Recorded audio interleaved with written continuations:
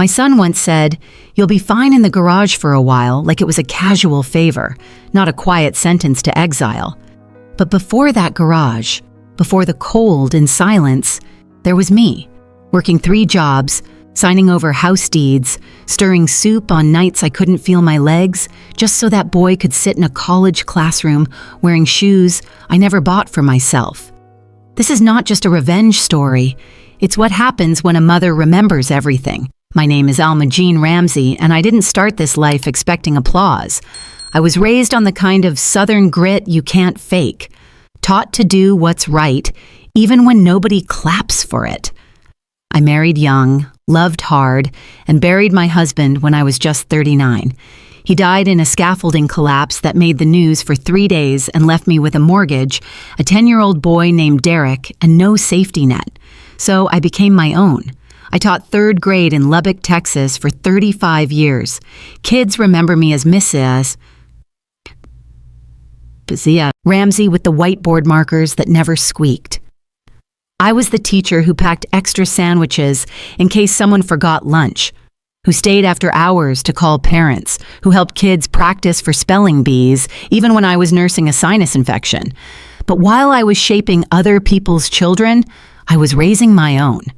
Derek was my world. I gave him piano lessons when we could barely afford the rent. I sold my wedding ring to cover his first laptop. I remember every choice I made that put him first, and every sacrifice I made that meant I came second. When he was 15, he told me he wanted to be a lawyer. I clapped like he won the lottery. I promised to help however I could. So I did. I worked weekends at the community center teaching adult GED classes. I graded papers at midnight, sometimes with a heating pad strapped to my back and coffee so strong it could melt rust. Every Christmas, I passed on new shoes or winter coats for myself so he could fly back to school with a full suitcase. And then came the house. After Derek got married to Vanessa, he told me they wanted to buy their forever home, a place to raise kids, build their brand, maybe even launch his solo tax consultancy. But their loan application kept getting stuck. Debt-to-income ratio, he said. You know how banks are. I knew what he was asking before he said it. I had just sold the small cottage my husband and I had paid off before he passed. It went for $168,000, and every penny sat in a savings account I never touched. Just until we get the loan approved, he said. We'll sign it back to you when the paperwork clears. And so I did what I always did. I said yes. I put down $120,000 toward their new home in West Lubbock, a cozy 1-story ranch with a wraparound porch and a tall oak tree out front. The deed was transferred into Derek's name for simplicity. With a side agreement we drafted ourselves. Just a formality, he said. We trust each other. I moved into the guest room after my blood pressure spiked and my doctor said I shouldn't live alone. Derek was concerned at first. Vanessa, not so much. She suggested I stay temporarily, just until you're steady on your feet again. I tried not to feel the distance in her voice. I told myself I was lucky to be near family, and for a while, it felt like home. Vanessa even invited me to sit in on their daughter's piano lessons. I baked cobbler on Sundays. I ironed shirts without being asked. I stayed quiet when conversations happened without me. I pretended I didn't notice when they whispered behind closed doors. But as time passed, my place in the house grew smaller. My name was no longer on utility bills. I wasn't invited to family outings. They stopped asking what I wanted for dinner. Still, I told myself this was just a transition, that once I was stronger, once things settled, the warmth would come back, that I wasn't just a burden they tolerated. I should have known better. It wasn't until Vanessa started talking about redecorating the guest room and Derek mentioned a detox plan for the house's energy that I felt the cold coming. I'd hear them from the kitchen while I folded laundry, phrases like personal space, her aura affects the vibe, and she needs somewhere that doesn't disrupt the flow. And even then, I smiled. I nodded. I made tea.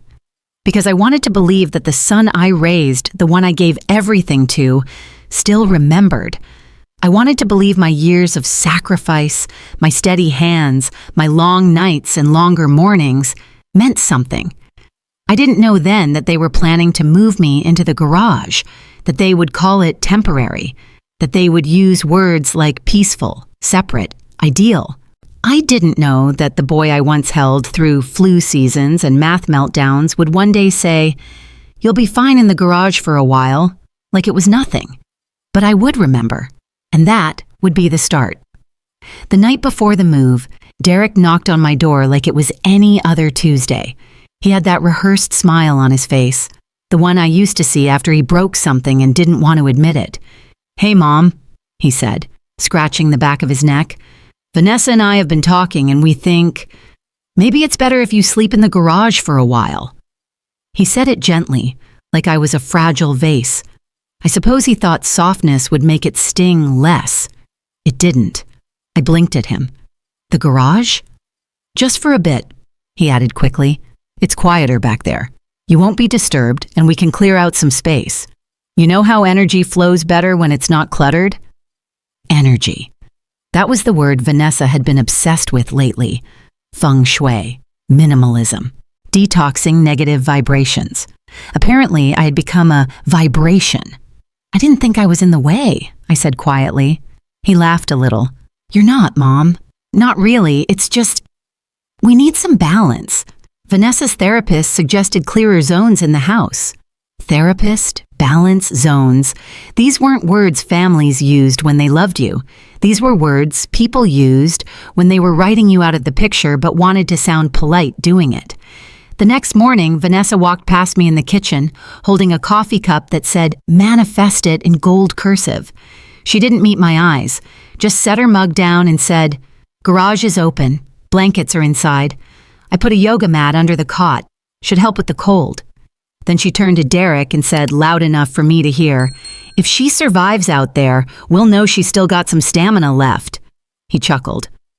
I stood there, hands shaking, holding a spoon I had just used to stir oatmeal for their daughter. I don't think they even noticed. That day I moved into the garage, a space once used for old toolboxes, holiday decorations, and spiders. No insulation, no heat, a single bulb hanging from the ceiling, flickering like it had to think about staying on, a camping cot, one threadbare blanket, no pictures, no pillow, no voice telling me, "Let me help you unpack." That first night, I didn't sleep. I lay there staring at the ceiling, at the wooden beams above my head, and listened to the laughter coming from the house. I knew the sound of Derek's voice when he was relaxed. I knew the rhythm of his footsteps, but I didn't recognize the cold in his silence.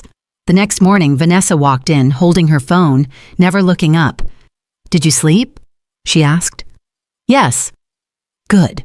Try not to flush the bathroom after 10. Pipes echo into the baby's room." Then she left. That was the moment it hit me. I wasn't part of their family anymore. I was part of their floor plan. Later that evening, I heard something from the kitchen window. Vanessa whispering harshly to Derek, "If she gets too sick or forgets something important, we can start the guardianship process. Lawyer said we only need 2 medical opinions. After that, it's automatic. You'll have full control." I didn't breathe. I just stood there, hidden, the cold biting at my feet. Guardianship. They weren't just pushing me out. They were waiting for me to fail. It wasn't about peace or privacy or energy. It was about power, control, and money. The house, my house, the one I had paid for, was just the bait. My health, my clarity, my history. They wanted all of it quiet, tucked away, legally silenced. I sat back on the cot that night, hands trembling, not from the chill, but from fury. I wanted to scream, but I didn't. I stayed still, because I knew silence could be louder than rage if you used it right. If you're watching this and you've ever been made to feel like furniture in your own family, I want you to tell me in the comments, when was the moment you realized your silence wasn't peace? It was erasure? You're not alone, and your story matters too. Back in that garage, I folded my robe tighter. I pulled the blanket up to my chin and stared at the cracks in the concrete floor. I whispered my husband's name under my breath like a prayer. He'd always told me, "Jean, if they ever forget what you've done, don't remind them with words. Remind them with your strength." I had been quiet my whole life, but something was about to change. Not because I wanted revenge, but because I was done being edited out of my own story. And that garage, cold, dim, forgotten, was about to become the first courtroom where I made my opening statement. The second night in the garage was colder. I remember waking up around 3 a.m. because the wind had started slipping through the small gap under the door. I pulled the blanket up over my mouth and tried to breathe warm air into the fabric. It didn't work. There's a difference between feeling cold and feeling forgotten. That night, I felt both. Earlier that day, I'd tried to help with breakfast, stood in the kitchen reaching for a pan before Vanessa walked in. She looked surprised to see me inside. "Oh," she said flatly, "I thought we talked about keeping the kitchen clear in the mornings." I stepped back without a word. She didn't yell. She didn't scold. She didn't even raise her voice. That's what made it worse. I had officially become an inconvenience, not loud enough to be argued with, not important enough to be heard. I went back to the garage and sat on the edge of the cot. My knees ached. I rubbed them slowly, trying to feel something other than that bone-deep loneliness. There was a tray near the door, a bowl of plain oatmeal and a plastic fork. No spoon, no napkin, no note, not even a knock to say it was there. I remember thinking, would it be so hard to ask how I'm feeling? Apparently, it would. That afternoon, I heard them laughing through the house. I peeked through the small window in the garage door, just high enough to see into the living room. It was filled with people. Neighbors, friends, coworkers. Vanessa stood in the center of it all, wearing a pink sash that said, "Fabulous at 42. It was her birthday. I had forgotten. No one had reminded me. No one had invited me. They popped champagne. They brought out a cake. There was a banner strung above the fireplace. "Happy birthday, Vanessa," in gold script, just like her mug. No one came out to the garage. No one brought me a slice. I watched them dance through the window while I sat wrapped in a blanket, clutching a lukewarm thermos of tea. I coughed that night until I saw blood on my sleeve. I wiped it away, hid the cloth under the mattress. I didn't tell them. I didn't knock. I didn't want to give them one more reason to say I was weak. You see, there's a kind of pain that doesn't scream. It doesn't break things. It doesn't demand attention. It just quietly rots everything good inside you until you're not sure where you went. That's how I felt in that garage. Gone. I remembered Derek as a little boy, how he used to tug at my sleeve and say, "Mama, look at this." Like every stick he found on the ground was treasure. I remembered his spelling bee trophies, the piano recitals, the nights I stayed up sewing patches onto his backpack because we couldn't afford a new one. And now he walked past the garage without turning his head, as if I was a stranger, as if I had never been the one who kept his world spinning. That night, after the party ended and the house lights dimmed, I heard him talking outside. He didn't know I was awake. The walls were thin near the water heater, and I had pressed my ear close. "She's still here," he said. His voice was annoyed. "Yeah, I thought she'd last 2 days tops." A pause. "No, we can't move forward until we get proof she's not competent. The lawyer said we need 2 more evaluations, then we apply for full guardianship." Another pause. "She won't sign anything. She just sits in there like a ghost." A ghost. That's what I'd become to him. Not a mother, not a woman, not even a person, just a ghost. Something in the way, something to be processed. I pulled back from the wall. My stomach turned. I stood slowly and looked around the garage, not at the tools or the boxes or the dust, but at the absence of care, of dignity, of humanity. They didn't want to help me. They wanted me out of the way, silently, legally. I had to steady myself on the cot as I sat back down. My hands were trembling, my jaw tight, but not from fear, from rage. A quiet, aching rage, the kind you bury deep for too long. I closed my eyes, and in that moment, I stopped being the woman who made excuses. I stopped being the mother who stayed quiet. Something shifted in me, not loudly, not dramatically, but like a lock clicking open after years of waiting. I still had my mind. I still had my memory. I still had the truth, and I would use it. Not to scream, not to curse, but to document, to act. Because silence isn't peace when it's forced, And respect isn't real when it only shows up at funerals. They thought I was weak because I didn't argue, because I didn't cry, because I didn't fight. But what they forgot is that women like me, we don't raise our voices. We raise consequences. And mine was coming.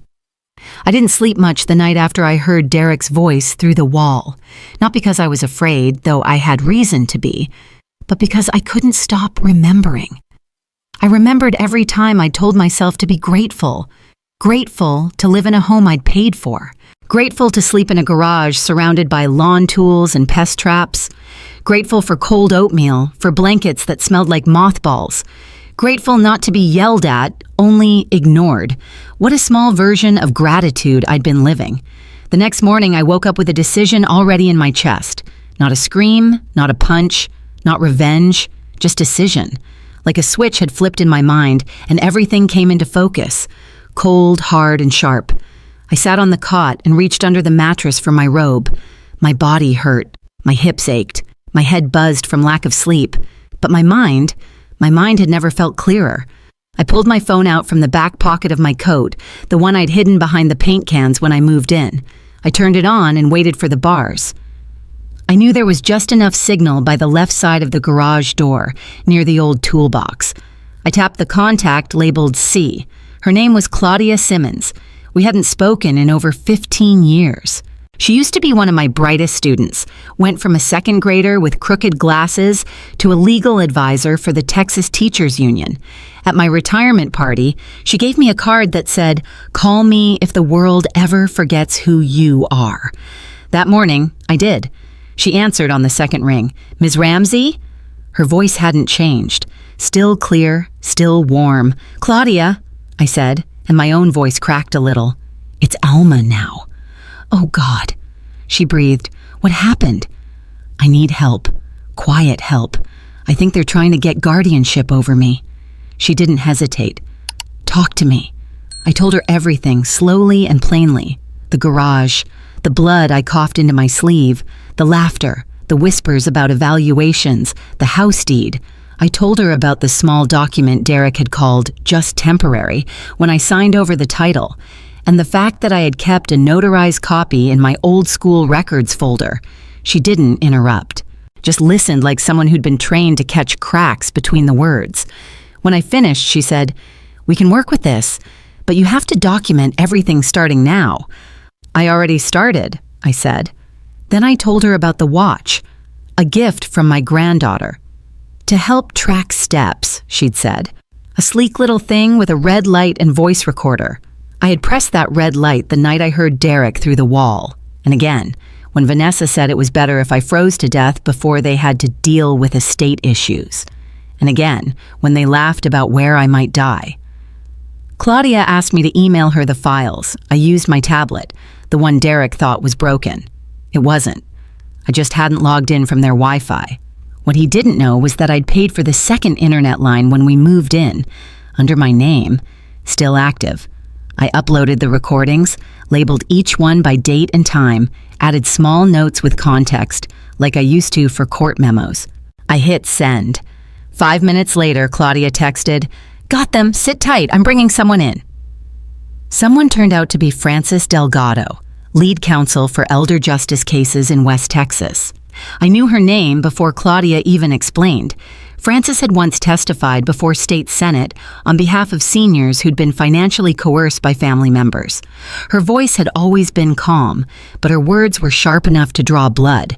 Later that day, she called me directly. "Alma," she said, "I reviewed everything. You're not just strong, you're iron." I didn't say anything. I was afraid if I spoke, I'd cry. She continued, "We're drafting a petition now. We're going after an emergency protection order, asset freeze, and reinstatement of property rights. But I need to ask, are you ready for this?" I closed my eyes, thought about the blanket they gave me, the tray of cold oatmeal, the sound of Vanessa's laugh through the wall.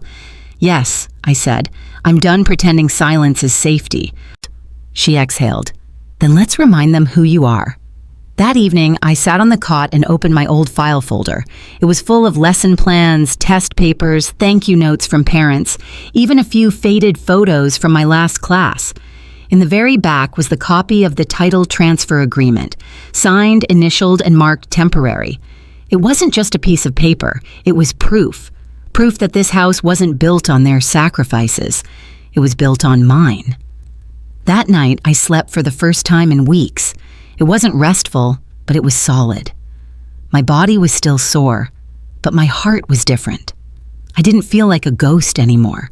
I felt like a witness, and that's the most dangerous thing a woman like me can be. Clear-eyed, quiet, and holding the truth in both hands. I didn't knock on the kitchen door. I didn't call ahead. I didn't raise my voice or clear my throat. I simply walked in. It was just before lunch, and Derek stood at the counter swirling cream into his coffee like he had no weight in the world. Shirtless, humming something tuneless. Vanessa was scrolling on her phone at the kitchen island in her robe, her hair tied up like she hadn't even brushed it yet. Neither of them looked at me when I stepped inside. The only sound was the hum of the refrigerator and the soft clink of Derek's spoon tapping the side of his mug. I walked up to the kitchen table, the same one I'd cleaned 1,000 times, the one I'd bought at a yard sale 20 years ago, and refinished myself with lemon oil and elbow grease, and I placed a thick, sealed envelope on it. Neither of them moved. I stepped back and folded my hands in front of me. Derek turned finally. His brow crinkled. "What's that?" I said nothing. He rolled his eyes and grabbed the envelope like it was junk mail. He tore it open, scanning the contents quickly, lips moving silently until they didn't, until they froze, until his hands started to shake. Vanessa looked up. "What is it?" He didn't answer. She snatched the papers from him and skimmed the top sheet. Her face went pale. "What the hell is this?" she snapped. I still didn't speak. I didn't have to. Frances did it for me. She walked in behind me, calm and crisp in a gray blazer, followed by a uniformed officer carrying a clipboard. "Michael Derek Ramsey?" the officer asked. Derek blinked. "Yes?"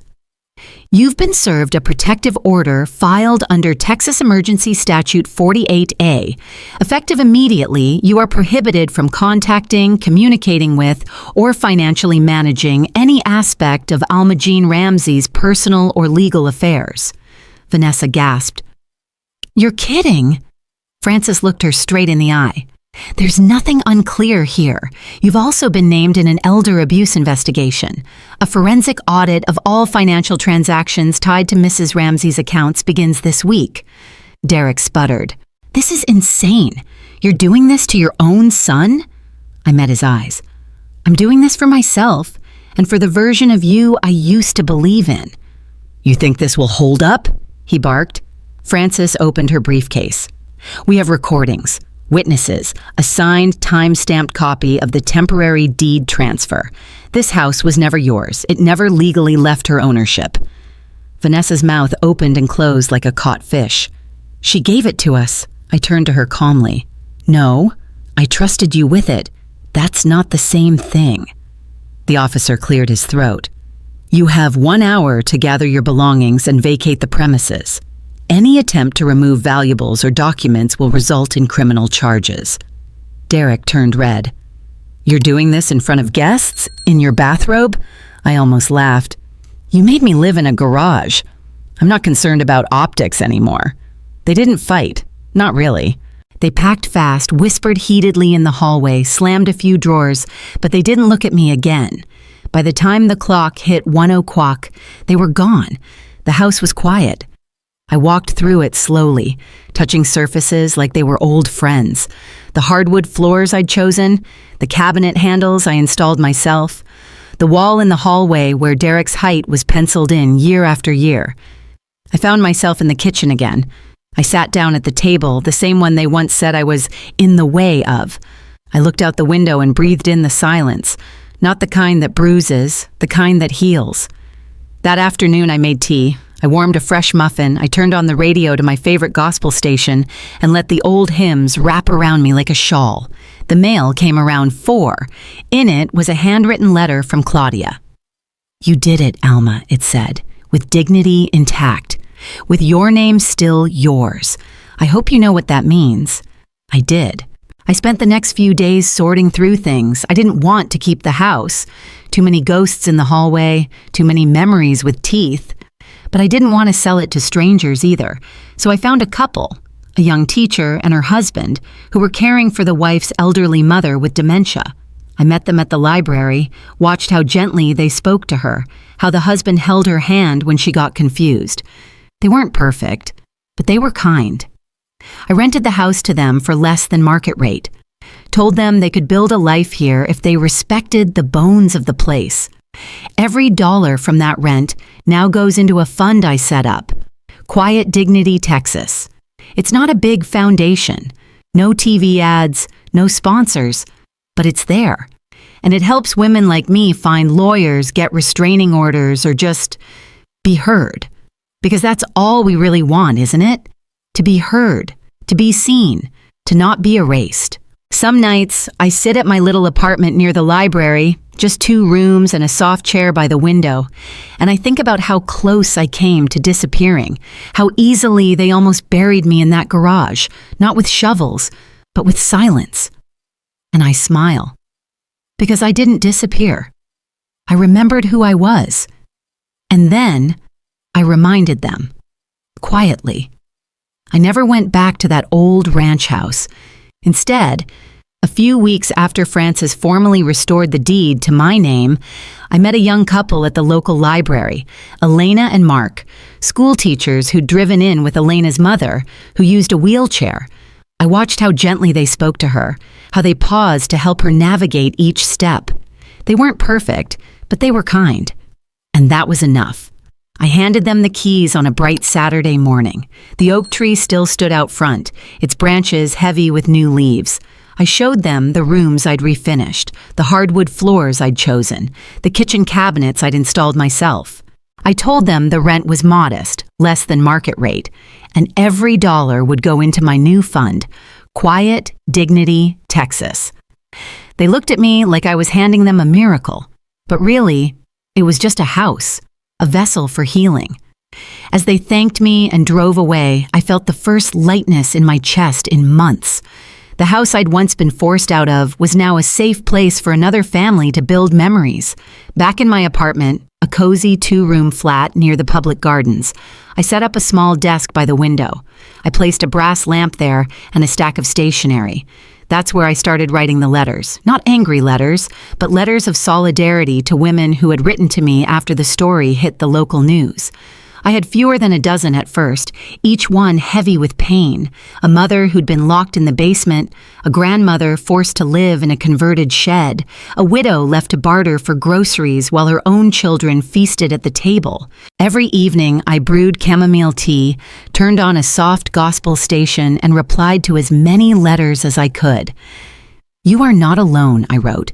"You deserve respect. Your life matters." I didn't have a staff. It was just me, my pen, and the conviction that memory, protected, becomes power. Then came the invitations.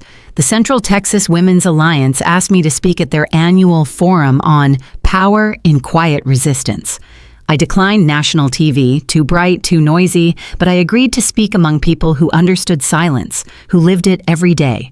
I stepped on stage before a crowd of hundreds, teachers, nurses, retired engineers, grandmothers with graying hair and eyes that had seen too much. I didn't raise my voice. I didn't tear up. I simply told the facts. I was forced into a garage. I recorded my own family. I used the law to reclaim my home, and now I use the law to protect women who thought their voices had faded. When I finished, the room rose. Not with wild applause, but with steady, respectful, standing ovation. The kind you give to someone who's quietly saved herself, and maybe saved you, too. Quiet Dignity Texas became more than rent checks. Lawyers offered pro bono hours. A retired social worker volunteered to field calls. A graphic designer sent me a logo, a simple oak leaf, strong and steady. We launched a modest website where women could request help, submit evidence, or simply find a kind word. Within weeks, calls came from Houston, Dallas, San Antonio, stories echoing mine. One day, I met with a young woman named Maria at a coffee shop. She wore a scarf to hide bruises on her arm. She'd been locked out of her own apartment after a disagreement with her brother. She had no job, no savings, and nowhere to go. I sat across from her, took her hand, and said, "Let's start by getting your name back on the lease." We drafted a petition, served the landlord, and 3 days later she had her keys back. She cried and I cried, but not out of anger, out of relief, out of recognition. Another call came from a woman in Amarillo. Her daughter-in-law had moved her into a storage unit to lighten the load. She had pictures of the unit. Dim, packed, no windows. We connected her with a pro bono attorney. Within a week, her grandson returned her to a small, subsidized apartment, and his wife was barred from contacting her. Those successes weren't flashy. They didn't make headlines. But each one was a victory, a seed of dignity planted in barren soil, and watching each seed grow became my new purpose. Some nights, I still sit by my window in that quiet apartment. I think about the garage, cold, empty, forgotten, and I feel gratitude, oddly enough, because it's where I learned my own strength, where I remembered who I was, not a burden, not a ghost, but a woman with rights and a story worth telling. I keep the letter from Claudia pinned above my desk. Quiet can be a shield, not a cage. I look at it when I'm tired, or when the calls slow down and doubt creeps in. It reminds me that justice doesn't always roar. Sometimes it whispers, sometimes it watches, and sometimes it's served in envelopes on kitchen tables. So here we are, at the end of a journey that began with a garage and a whispered insult. I traded my silence for papers signed in court. I traded my invisibility for a foundation that now supports dozens of women, and they, in turn, are writing their own chapters. Now, I want to hear from you. Have you ever felt pushed aside in your own home? Have you ever hidden pain so well that no one noticed? Share your thoughts or stories in the comments. Your voice matters here. And if you know someone who needs to hear this, please share this video. Because every woman deserves to be seen, to be heard, and to reclaim her quiet dignity.